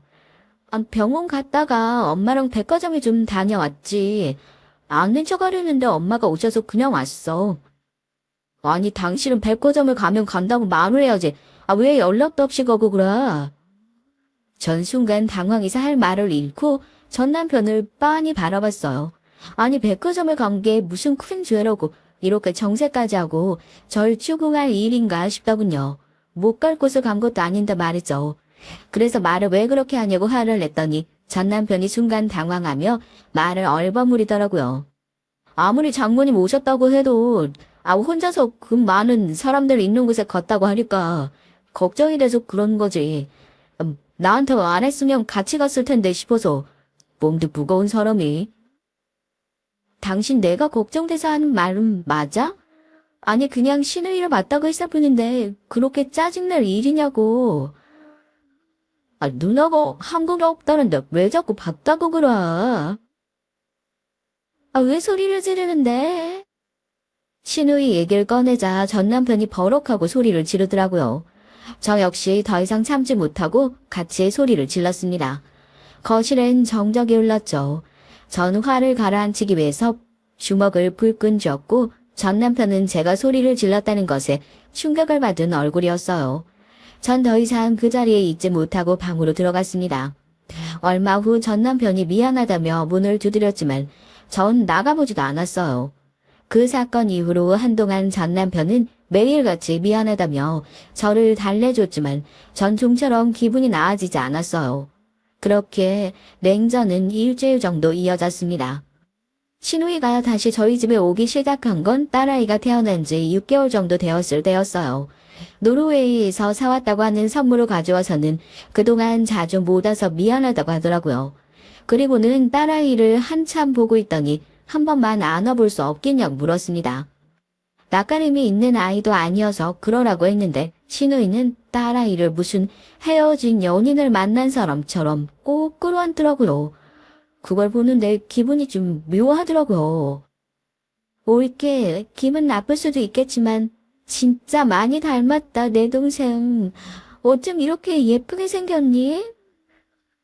아버님도 그 사람 어릴 때랑 똑같다고 하시더라고요. 어머님은 저를 닮았다고 하시는데. 아니야, 내 동생 어릴 때 사진이랑 아주 판박인걸. 엄마가 잘 모르고 하시는 말씀이야. 어머님이 잘 모르고 하시는 말씀이라뇨? 자기 자식 어릴 때 얼굴을 모를까요? 무슨 말씀을 그렇게까지 하세요? 아니, 뭐, 그냥 그렇다고. 그나저나 정말 예쁘구나. 신우이는 몇 번이나 전 남편을 꼭 닮아 예쁜 얼굴이라고 말을 하면서 딸아 예빼함을 쓰다듬었죠. 정 괜히 소름이 돋아서 딸아이 우유를 먹일 시간이라고 하면서 아이를 달라고 손을 내밀었죠. 신우인 모유 먹이는 것이 아니라면 자신이 먹이면 안 되겠냐고 묻더라고요. 물론 분유를 먹이고 있으니까 허락해도 될 텐데 본능적으로 거절해야겠다는 생각이 들더라고요. 전 재울 시간이라 제가 해야 한다고 하고는 아이를 안고 들어갔어요. 밖에서 신우이가 분주하게 움직이는 소리가 들리긴 했지만 전 모른 척하고 방문을 닫고 있었답니다. 전 출산 후 10개월이 지나면서 다시 회사에 복귀하기로 했어요. 전 남편은 자신이 정시 퇴근을 하니까 걱정하지 말라고 하더군요. 낮에는 베이비시터가 봐주기도 했고요. 물론 불안하고 걱정은 됐지만 며칠 지켜보니까 어렵게 구한 만큼 믿을 수 있는 분이더라고요. 그래서 안심하고 출근을 했죠. 그렇게 육아와 직장을 병행하던 어느 날 베이비시터가 상담을 하고 싶다고 하더군요. 그래서 전 집으로 와달라고 부탁을 했는데 저만 따로 밖에서 보고 싶다고 하셨어요. 전 무슨 일인가 싶어서 전 남편에게 아이를 맡기고 나갔죠. 제가 이런 말씀 드리기 애매하기는 한데 그 신우이라는 분이요. 매일 같이 오셔서 저한테 자꾸만 이래라 저래라 하시는데 제가 좀 당황스럽네요. 네? 이 형님이 오신다고요? 전 그런 소리 못 들었는데요. 아이가 보고 싶다고 하시면서 오시는 건, 뭐 그럴 수 있다고 생각하지만, 전 아이를 봐주는 사람이잖아요. 댁 살림은 제가 할 일이 아니고요. 처음엔 그런 계약이었죠. 그런데 매일같이 오셔서 내 애를 품에 안고 내려놓지를 않으세요. 그러면서 저한테 청소해라, 밥을 해라, 막 일을 시키는데, 저도 더 이상 참기 힘들어서요. 이럴 거면 그냥 가정부로 구하시는 게 나을 것 같은데요. 전 베이비시터의 얘기에 충격을 받았습니다. 아니 도대체 신우이가 저도 남편도 없는 집에 와선 제 딸아이를 데리고 뭐 하는 짓인가 싶었죠. 전 정말 죄송하다고 사과를 드리곤 따로 얘기를 좀 해보겠다고 했어요. 하지만 베이비시터의 얘긴 그곳에서 끝이 아니었습니다.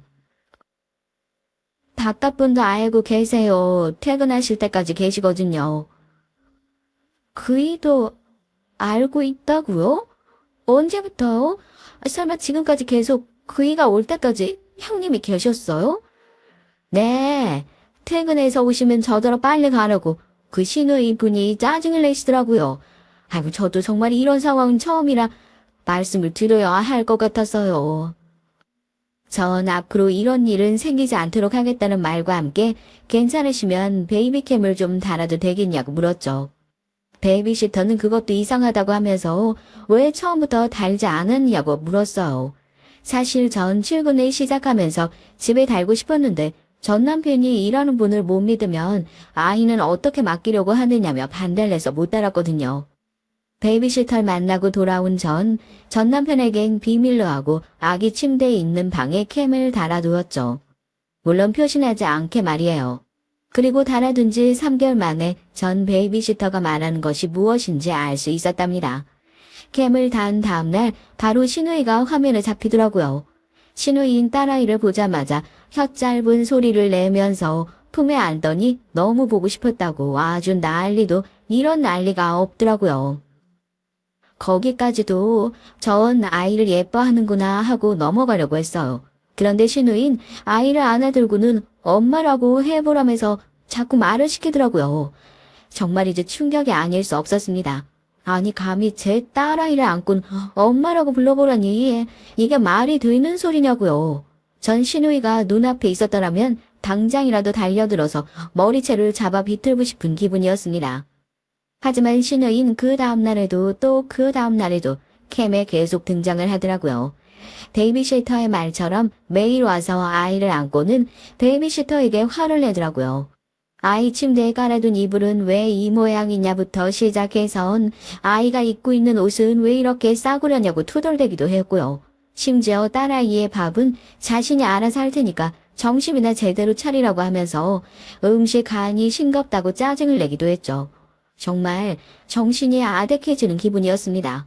전 그날 밤 전 남편에게 말했어요. 당신, 형님이 희야 핑계로 매일같이 우리 집에 온다는 사실 알고 있으면서도 왜 말을 안 했어? 당신 퇴근할 때까지 있었다는데 한두 번이 아니라는데 당신 왜 말을 안 하는데? 베이비시터가 그래? 비둘만한 사람이라고 하더니 입에 왜 그렇게 까먹대? 바꿔야겠나? 지금 베이비시터 탓을 할 문제야 이게? 그 사람은 아이 봐주는 사람이지 가정부가 아니야. 그런데 형님이 오셔선 가정부처럼 부리시면 어쩌자는 거냐고. 누나가 우리 희아 예뻐서 그러시는데 고맙다고 하지는 못한 멍좀 지금 화를 내는 거야.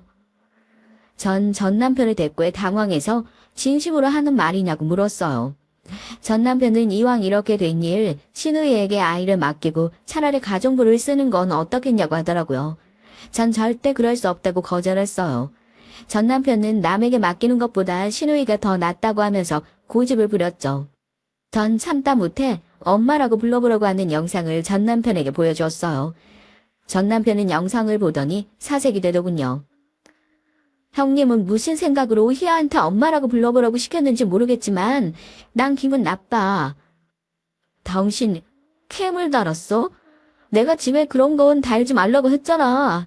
사람 감시하는 것도 아니고 왜 달아두는데?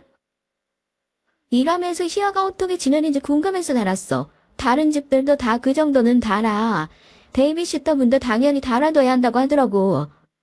난 내 집에 그런 것들 절대로 안 된다고 했지. 당장 지워. 기분 나쁘게 뭐야 그게. 지금 내가 하는 말이 그게 아니잖아. 형님이 희아한테 엄마라고 불러보라고. 그 행동이 기분 나쁘다는데 뭐라고 하는 거야 지금? 그냥 희아가 빨리 말하면 좋겠다 싶어서 시켰겠지. 아 누나도 당신한테 좋으라고 한 일을 왜 이렇게 확대 해석하는데? 희아한테 엄마 소리 들으면 좋잖아. 전 남편의 말에 어처구니가 없었습니다. 사실 이 문제로 따지고 들면 전 남편이 말한 것과 같은 핑계를 댈 것이라고 확신하기는 했었거든요. 그런데 정말 그런 소리를 듣고 나니까 뭔가 기분이 이상하더라고요. 전 남편은 제가 말을 안 하고 가만히 있자 고개를 빳빳하게 들고는 베이비시터 대신에 신우이에게 아이를 맡기고 가정부를 구하겠다고 말했죠. 전 절대 그런 일은 없을 것이라고 했어요. 전 다음날부터 친정어머니에게 말씀드려서 딸아이를 친정에 맡기기로 결심했습니다. 친정이 멀리 있는 것도 아니고 아침에 출근하는 길에 있었기에 충분히 가능했죠. 전 남편은 딸아이 힘들게 무슨 짓이냐고 했지만 그 나이에 어린이집을 가는 애들도 있다는 말로 전 남편의 반대를 딱 잘랐습니다. 오히려 전 왜 신우이에게 맡겨야 하느냐고 따져 물었죠. 신우이가 카페를 운영하는 것으로 알고 있는데 카페를 어떻게 하고 딸아이를 맡아준다고 하는 것인지 이해가 되지 않는다고 물었어요. 전 남편은 뭐 때문에 그렇게 고집이냐고 한숨을 내셨지만 전 끝까지 친정의 도움을 받겠다고 했어요. 물론 그 이후로 신우이가 전화를 해서 자신이 도와주겠다고 했지만 참 괜찮다고 사양했습니다. 지금 생각해도 그때 그렇게 결정하길 잘했던 것 같아요. 별일도 아닌데 민감하게 반응한다고 하시는 분들도 있으시겠지만 당시 전 정말이지 신우이와 딸아이를 만나게 하면 안 되겠다는 생각이 강하게 들었거든요. 그 사건을 기점으로 신우이가 저희 집에 오는 일은 뜸해졌습니다. 물론 딸아이가 보고 싶다고 전 남편에게 전화를 자주 하는 모양이지만 전 집안일이 아니고선 딸아이와 신우이가 만나는 일은 피했어요. 그렇게 시간은 흘렀습니다. 전 남편은 더 이상 신우이 얘기를 꺼내지 않았죠. 딸아이가 3살이 되던 해였어요. 갑자기 전 남편이 어려운 허락이 필요하다고 제게 말을 꺼내더라고요. 내가 사춘기로 한참 방황할 때 잡아주신 형님이 있는데 그 형님이 얼마 전에 사고로 돌아가셨어. 가족여행을 가는 도중이었다는데 형님이랑 형수님은 돌아가시고 두 분의 아이만 남았대. 그래서 말인데 그 아이를 우리가 좀 키우면 안 될까? 형님 부부가 고아라서 친척이고 뭐고 아무도 없거든. 전 남편이 말하는 형님이 누군진 저도 알고 있었습니다. 몇 번이나 얘기를 했었거든요. 도움을 주셨던 형님이 계신다고 말이죠. 그런데 그분이 돌아가셨다니 좀 많이 놀랐어요. 하지만 그보다 더 놀랐던 것은 그 형님의 아이를 입양해서 키우고 싶다는 전 남편의 말이었습니다. 심지어 그 아이는 아직 돌도 되지 않았다고 하더라고요. 사고에서 어떻게 살아남았는지 그 자체가 기적이나 다름없는 아이였죠. 남자아이라는 그 아이를 어떻게든 키우고 싶다고 하는데 고민이 되더라고요. 당시 전 둘째를 가지고 싶어서 계획 중이었거든요. 하지만 병원에선 힘들 것 같다고 하더라고요. 제가 첫째 아이를 낳은 것도 엄청난 확률을 뚫은 것이나 마찬가지라고 하면서 둘째는 힘들다고 말씀하시더라고요. 그래도 확률이 0은 아니라고 해서 욕심을 좀 내고 싶었는데 때마침 전 남편이 그 얘기를 꺼낸 것이죠. 전 일주일 동안 고민을 했습니다. 친정에선 반대를 하셨어요. 아무리 그래도 남의 자식을 키우는 것은 쉬운 일이 아니라고 하면서 말이죠. 하지만 전 남편이 보여준 아이 사진에 이미 마음을 빼앗겨버려 결국은 전 남편이 원하는 대로 하기로 했답니다. 전 남편은 뜰 듯이 기뻐하면서 입양 절차는 자신이 다 알아서 할 테니 걱정할 것이 없다고 하더라고요. 제가 신경 쓸 일은 아무것도 없다고 하면서 말이죠. 분명 제가 해야 할 것들이 있을 텐데 하면서 의아하긴 했지만 전 새로 생긴 아들을 맞이할 준비만으로도 정신이 없어서 그냥 전 남편에게 온전 맡겼답니다. 막내가 집에 오면서 신우인 또다시 저희 집에 드나들기 시작했어요. 하지만 이번엔 미리 저한테 부탁하더라고요. 전 남편이 말하는 형님이라는 사람은 자신에게도 은인이나 다름없는 분이라고 하면서 이렇게라도 돕고 싶다고 했죠. 당연히 전 거절했습니다. 내가 이렇게 올케한테 부탁할게. 내가 희아한테 엄마라고 해보라고 했던 건 그냥 희아가 말을 하면 얼마나 예쁠까 싶어서 그래서 제일 먼저 하는 말이 엄마면 올케가 좋아할 것이라고 단순하게 생각했었거든. 그게 올케 기분을 상하게 할 줄은 몰랐어. 진짜야. 형님이 그렇게 마음 쓰신 건 고마운데요. 솔직히 그 영상 보는데 좋진 않았거든요. 그럼 알지. 내가 다 잘못했어. 이번엔 내가 진짜 조심할게. 2번 대신 그런 일 없도록 할 테니까 내가 도와주면 안 될까? 도움을 필요로 하는 사람보다 도와주겠다고 하는 사람이 더 애원하는 무슨 이런 상황이 있나 싶더라고요. 개그 프로그램도 아니고 말이죠. 전 신우이가 너무 간절하게 부탁을 해서 못 이기는 척하고 넘어가기로 했어요. 딸아이는 어차피 어린이집 종일반을 다니고 있었고 저도 딸아이가 하원 시간에 맞춰서 퇴근하고 집에 재택근무를 하는 중이라 잠깐은 괜찮겠다 싶어서 신우이의 제안을 받아들이기로 했죠. 신우이는 약속했던 것처럼 정말 별다른 말도 없이 막내를 잘 챙겨줬습니다. 가끔 딸아이가 아파서 어린이집 조퇴를 하는 날에는 저 대신 2아이를 꼼꼼하게 챙겨주었고요. 집에 캠을 달아두었는데 캠으로 봐도 별다른 특이점이 없더라고요. 전 내심 신우이에게 고마운 마음이 들기도 했습니다. 제가 배 아파 낳은 자식은 아니지만 막내는 정말 눈에 넣어도 아프지 않을 만큼 예뻤어요. 가족끼리 나가면 다들 남매가 부부를 참 많이 닮았다는 얘기를 하더라고요. 피 한 방울 섞이지 않은 막내가 우리 부부를 닮았다는 얘기에 내심 다행이란 생각도 들었고요. 그 말이 얼마나 무시무시한 소리인 줄도 모르고 좋아하기만 했죠. 해가 바뀌고 저는 바로 막내도 딸아이가 다니는 어린이집에 보내기로 했습니다. 물론 신우이가 너무 빠르다고 반대를 했지만 전 깔끔하게 무시했어요. 그 뒤로도 신우이가 저 몰래 어린이집에 몇 번이나 찾아가선 막내와 딸아이를 데리고 가려고 했지만 제가 미리 부탁을 드렸기 때문에 어림도 없었습니다. 전 남편은 신우이가 아이들을 만나는 것이 뭐가 잘못이냐고 했지만 전 주말에 집에 오시면 되지 않느냐고 말하곤 왜 엄마 아빠도 없는데 갑자기 고모가 나타나서 아이를 데리고 가느냐고 반문했죠. 당연히 전 남편은 그 어떤 반론도 하지 못했고요. 그렇게 묘한 신경전이 이어지던 어느 날 대형 사고가 터지고 말았습니다. 친정 어머니께서 넘어지시면서 허리를 다치셨다는 소리에 전 아이들을 데리고 친정에 다녀오겠다고 했어요. 전 남편은 힘들게 둘을 어떻게 데려가느냐며 막내는 자신이 보겠다고 했어요. 사실 어른으로서 그렇게 나오시면 안 되지만 친정 어머니께선 막내를 꺼려 하셨거든요. 뭔가 단정 지을 순 없지만 꺼림칙하다는 표현을 쓰셨고요. 그 때문에 저하고 많이 싸우기도 했답니다. 그런 상황이었기에 전 남편의 권유대로 딸아이 손만 잡고 친정으로 갔습니다. 아빠 혼자서 엄마 간호하시긴 힘들 테니까 3일 정도만 친정에 다녀올게. 무슨 소리야. 장인어른이 어떻게 그 힘든 일을 하셔. 일주일은 있어야지. 병원에서도 일주일은 조심해야 한다고 했다면서. 당신이 곁에서 도와드려야지. 괜찮겠어? 일주일이나 막내랑 둘이서. 나도 퇴근하고 찾아뵐게. 그리고 막내가 워낙 순하잖아. 괜찮아. 전 남편은 걱정하지 말고 친정어머니 건강만 신경 쓰라고 했어요. 정말 고맙더라고요. 남동생이 해외에 나가 있어서 자식이라고는 저밖에 없는 상황이었거든요. 전 남편의 든든한 외조로 마음 놓고 친정에 있을 수 있었죠. 전 남편은 퇴근길에 들러선 친정어머니가 불편한 점은 없는지 살뜰하게 챙겨주었습니다. 덕분인지 친정어머니께선 눈에 띄게 좋아지셨고요.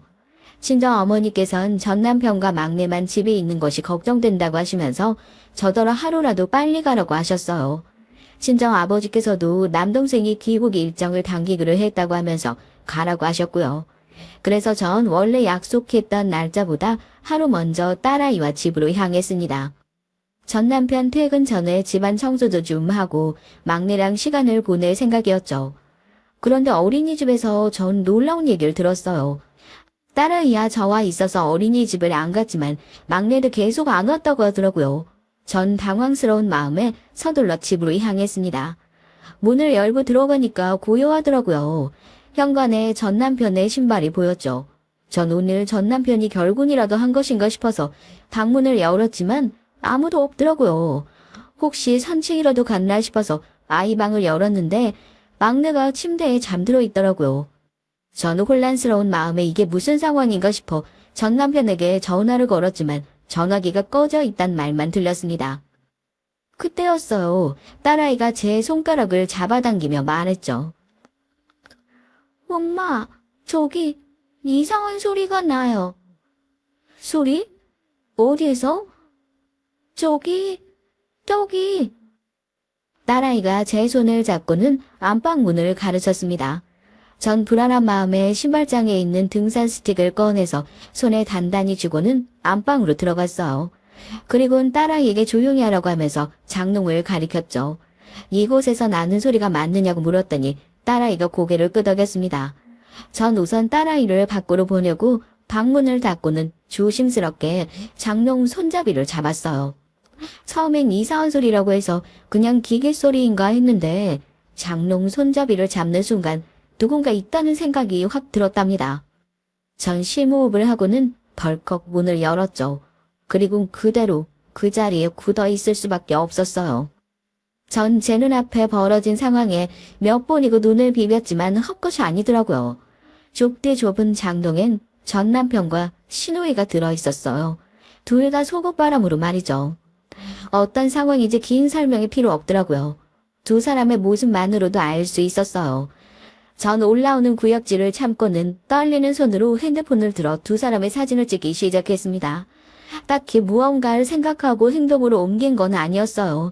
무조건 이 상황을 사진으로, 영상으로 남겨야겠다는 생각이 들 뿐이었죠. 전 남편은 깜짝 놀라며 저를 막으려고 했지만 전 등산 스틱을 들어 올리며 가까이 오지 말라고 소리를 질렀습니다. 미쳤어. 당신들 미쳤다고. 아니 어떻게 남매가 더럽고 역겹게 감히 내 집에서.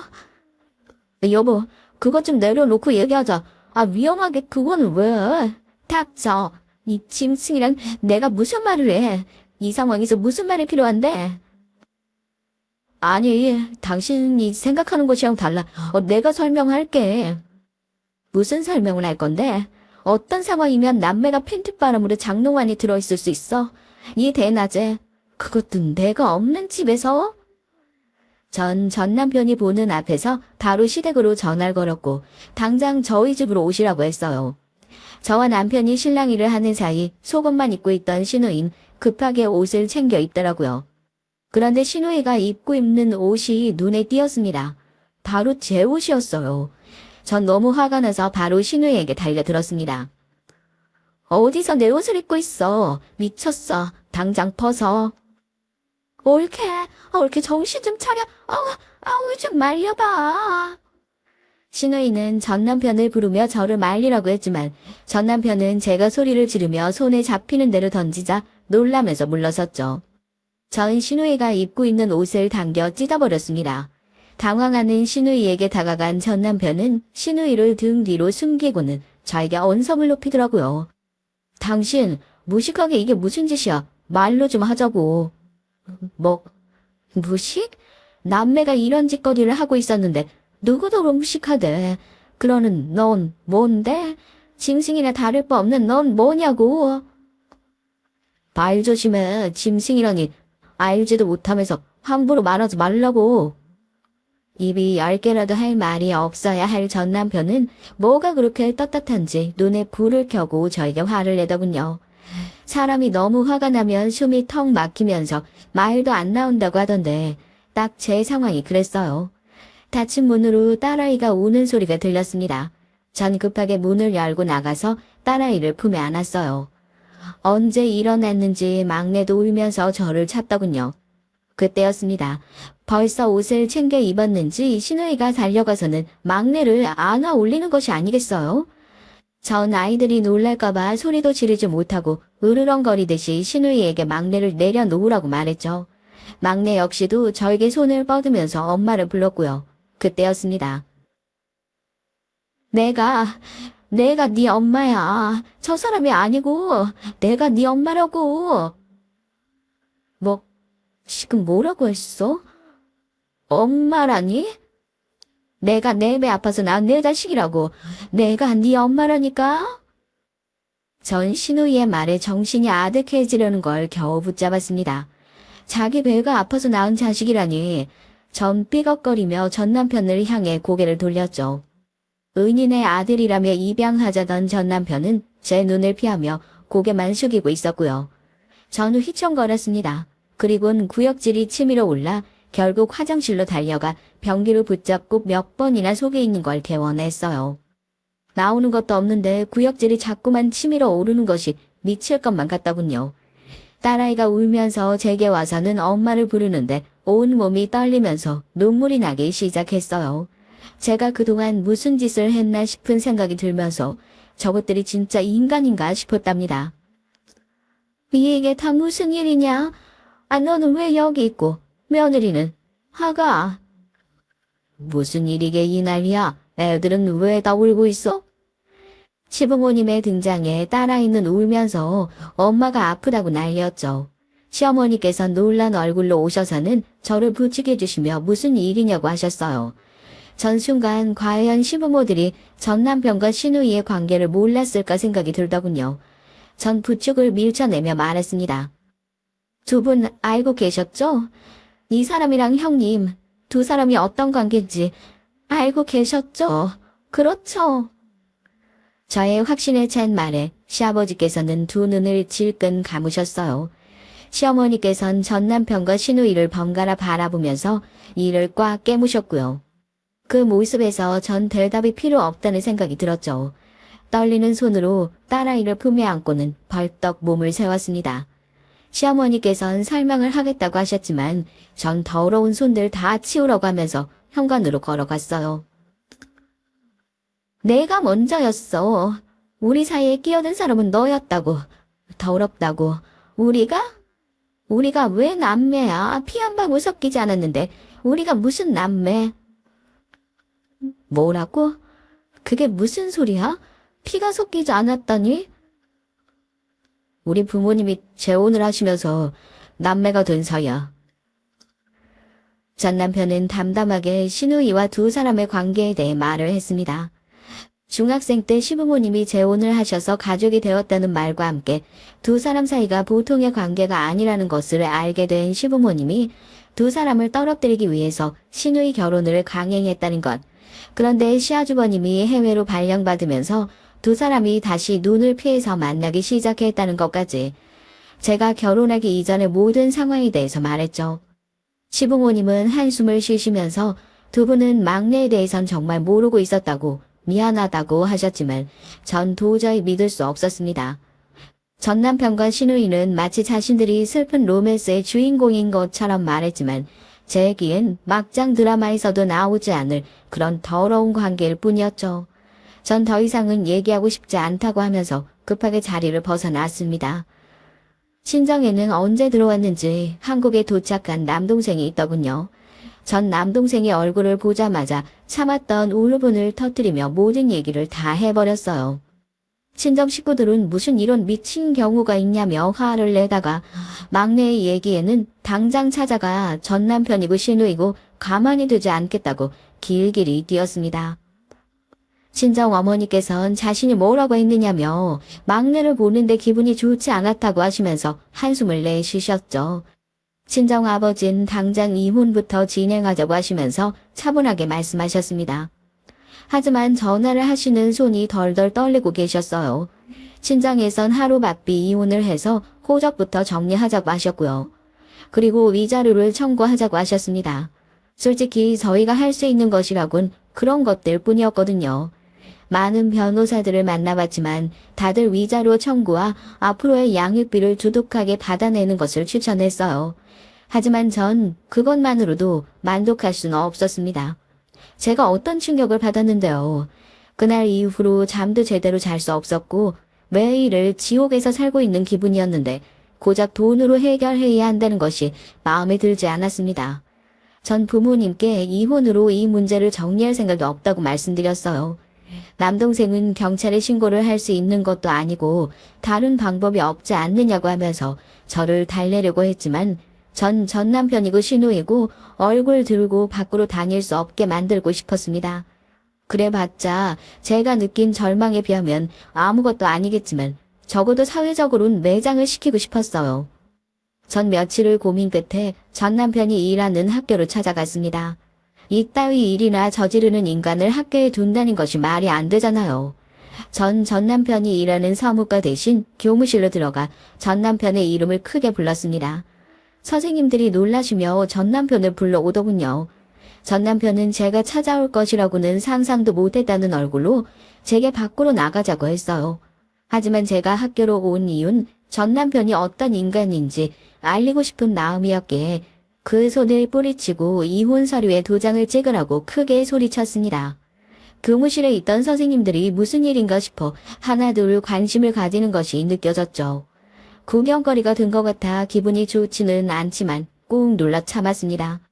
전 남편은 어쩔 줄을 몰라 하는 것이 보였어요. 전 그 얼굴로 이혼 서류를 던지며 말했죠. 자기 누나랑 바람이 나서 자식까지 생겼으니 이혼 이후로는 충분하잖아. 안 그래? 창피하게 욕설 왜 이래? 창피? 내가? 아니면 네가 한 행동은 어떻고? 나한테 너희 두 사람 사이에서 태어난 아이까지 키우게 했잖아. 그럼 대가는 치러야지. 제 얘기가 계속될수록 주변의 웅성거림은 커졌습니다. 학교에 일하는 선생님이고 학생들이고 다들 전 남편을 벌레보듯이 노려보는 것이 썩 마음에 들더군요. 전 남편은 주변을 둘러보며 저를 끌어내려고 했지만 전 어디서 더러운 손을 대느냐며 소리를 질렀고요. 전 남편이 우왕좌왕하는 사이에 전 빨리 서류에 도장이나 찍으라고 말했습니다. 전 남편이 허둥거리며 사인을 하는 모습을 힐끗 보고는 떳떳하게 제 발로 걸어 나왔어요. 물론 그냥 나오진 않았고요. 나오면서 전 남편에게 한마디 하는 것도 잊지 않았죠. 학교에 다니면서 얼굴 부끄럽지도 않아. 앞으로 네가 어느 학교를 가든 내가 따라다니면서 말해줄 거야. 너 같은 인간이 학생이랑 한 공간에 있어서는 안 되잖아? 안 그래? 전 남편에게 제가 할 수 있는 복수는 여기가 끝이나 다름없었지만 신우인 달랐어요. 전 어떻게 해야 하나 고민하다가 우선은 신우이의 시댁 어른들을 수소문했죠. 카페를 마련해 줬다는 사실로 잘 산다고 들었지만 신우이는 제가 알고 있는 것 이상으로 번듯한 집안으로 시집을 갔더라고요. 사업을 크게 하는 집안이었죠. 시아주버님이 해외 발령으로 갔다고 들었는데 그 발령이 노르웨이 지사의 담당자였다는 것도 나중에 알았답니다. 갑자기 찾아간 절 당황스러운 표정으로 맞이하신 신우이의 시부모님들에게 전 남편과 신우이의 관계에 대해서 하나도 빠짐없이 고백을 했답니다. 제 얘기가 이어지면 이어질수록 어른들의 얼굴은 시시각각으로 달라졌어요. 신우이의 시댁에선 재혼가정이라는 건 알고 있었지만 두 사람이 오래전부터 깊은 관계였단 건 당연히 모르고 계셨죠. 급기야 두 인간들 사이에서 아들이 있다는 소리에 아이 얼굴이 새파랗게 변하기도 하셨답니다. 전 얘기를 하면서도 속으로 혹시나 기절이라도 하시면 어떻게 하나 걱정이 됐어요. 그래서 괜히 찾아온 것 같아 후회도 됐지만 다행스럽게도 구급차를 불러야 하는 상황은 생기지 않았죠. 제가 있다는 소리를 들었는지 신우이가 헐레벌떡 들어왔어요. 저를 보자마자 미친 사람처럼 달려들었죠. 전 그런 신우이를 가뿐하게 피했고 신우이의 시댁 어른들은 사람을 불러 신우이를 끌어내라고 말씀하셨습니다. 아버님, 어머님, 제 얘기 좀 들어보세요. 제 얘기를 들어보시면 절 이해하실 거예요. 터진 입이라고 말을 함부로 하는구나. 무슨 이해가 필요하단 소리냐? 닥치고 나가. 네가 뭔데 우리 애들 떠들고 다녀. 너 학교도 찾아갔다며? 미쳤어? 미쳤냐고. 누가 누구더러 미쳤다는 거야? 내가 너희들보다 미쳤을까? 짐승 같은 것들이 어디다 대고 소리를 질러? 신우이는 끌려 나가면서도 저를 부르며 온갖 저주의 말을 퍼부었어요. 전 그런 소리들이 하나도 귀에 들어오지 않았죠. 그렇게 신우이가 끌려 나가고 조용해지자 신우이의 시아버지께선 제게 어떻게 했으면 좋겠느냐고 물어보셨습니다. 전 두 사람이 저지른 행동에 맞는 결과를 보길 바란다고 답했어요. 그렇다면 길게 생각할 것도 없이 나머지는 우리에게 맡겨요. 내가 무슨 수를 써서라도 내 자식 인생에 똥물 끼얹은 그것들 용서하지 않을 테니까. 그쪽이 원하는 것 이상으로 내가 해주겠소. 그러니 힘들겠지만 모든 것을 잊으시게나. 딸도 있다고 들었는데 딸아이를 위해서라도 덜어내길 바라네. 전 냉정하게 말하는 그분들을 믿고 기다리겠다고 하고는 자리에서 일어났죠. 그 뒤로 무슨 일이 벌어졌는지는 충분히 상상하실 수 있을 겁니다. 전 남편이야 당연히 학교에서 잘렸죠. 거기다 신우이 시댁에서 손을 쌌는지 이미 소문이 파다하게 나서 그 어떤 학교에서도 일을 할 수가 없을 정도가 되었답니다. 신우이의 이혼은 당연했고 신우이가 하고 있던 카페는 물론 살고 있던 집까지 몽땅 다 빼앗겨 그대로 길거리로 쫓겨났다고 들었어요. 그것으로 성에 차지 않았지만 앞으로 두 놈들 인생이 순탄하지는 않겠다는 것에 만족하기로 했습니다. 곡수를 하고 나면 시원할 줄 알았는데 오히려 더 갑갑하더군요. 그 긴 시간 동안 속아 넘어갔다는 것이 자꾸만 제 숨을 조여왔어요. 하지만 제겐 딸아이가 있었고 절 걱정하는 가족들이 있었습니다. 그러니 그대로 계속 주저앉아 있을 순 없었어요. 아직도 전 그날의 꿈을 꿉니다. 제가 지금 바라보는 건 그 인간들이 영원히 절망과 고통 속에서 숨쉬기를 오직 그것뿐이랍니다.